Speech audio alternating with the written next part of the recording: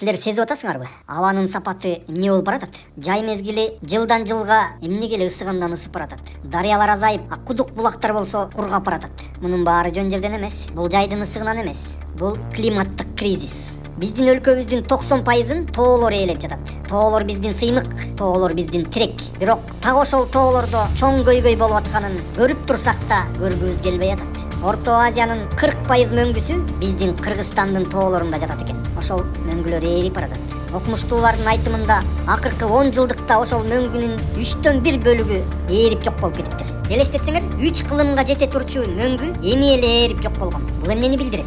Дарыялар, агын суулар жылдан жылга азайып, айдоо жерлер жылдан жылга нымдуулук албай баратыптыр. Эми ойлонуп көргүлөчү. Эгер мөңгү ээрип жок болсо, эгер агын суулар, дарыялар кургаса, анда кантип жан сактайбыз? Бул көбүртүп жабыртуу эмес. Дыйкандар кургакчылыктын айынан түшүм албай калып атканын кулагыңар деле чалып жүрөт. Бирок көйгөй бир гана айдоо жерлер менен түшүмдө эмес. Маселе ушул өлкөбүздөгү ар бирибиздин жашоо ордубузда. Эгер суу жок болсо, шаарларда болбойт, жумуш орду да болбойт, балдарыбыздын келечеги да болбойт. Ой, ошол мөңгүлөр бизге чейин эле ээрип келген, дагы деле ээрий берет деп көрмөксөнгө салып койсок болот. Бирок азыр мөңгүнүн ээриши күчөгөндөн күчөгөн. Анан эң коркунучтуусу эмне деп билесиңерби? Үйдөгү сууларыбыз азайып, тамчылап калмайынча эч нерсе билбейбиз. Сууга чектөө киргизгенде, анан ошондо эсибизге келебиз.